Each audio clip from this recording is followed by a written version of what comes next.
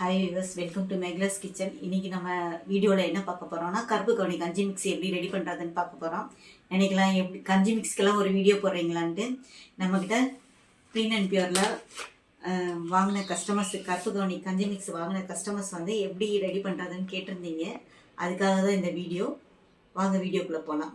இந்த கருப்பு கவுனி கஞ்சி மிக்ஸில் வந்து அந்த கவுனி அரிசியை வாங்கி ஏற்கனவே ஓவர் நைட் 8 hours ஊற வச்சுருது.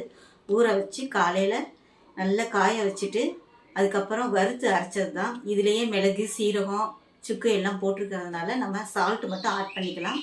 வேணுன்னா 2 பல் பூண்டு சேர்த்துக்கலாம். பூண்டு சேர்க்குறது வந்து ஹெல்த்துக்கும் நல்லது, நல்ல ஃப்ளேவரையும் கொடுக்கும். அதுக்காக ஆப்ஷன் வந்து தேங்காய் பாலும் சேர்த்துக்கலாம்.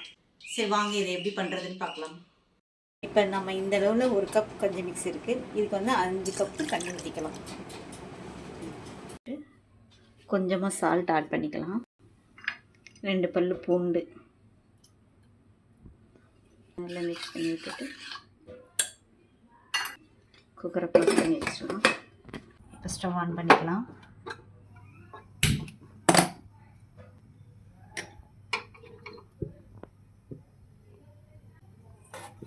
ஸ்டீம் வந்தோடனே நம்ம வெயிட் போட்டுக்கலாம். இப்போ ஸ்டீம் வந்துருச்சு. நம்ம வெயிட் போட்டு 5 minutes கழிச்சு ஆஃப் பண்ணிடலாம். இப்போ 5 minutes ஆயிடுச்சு. இப்போ ஓப்பன் பண்ணி பார்க்கலாம்.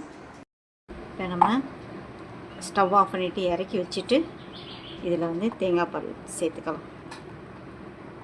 இப்போ கஞ்சி ரெடி ஆயிடுச்சு. இது வந்து ஹெல்த்துக்கு ரொம்ப நல்லது. வெயிட் லாஸ் பண்ணுறவங்க, வெயிட் லாஸ் பண்ணணும்னு நினைக்கிறவங்க இதை எடுத்துக்கலாம். இதில் பூண்டு சேர்க்கறதுனால கொலஸ்ட்ராலையும் குறைக்கும். ஹெல்த்துக்கு ரொம்ப நல்லது, இம்யூனிட்டி பூஸ்ட் ஆகும். இதை நீங்கள் வீட்டில் ட்ரை பண்ணி பார்த்துட்டு கமெண்ட் செக்ஷனில் சொல்லுங்கள்.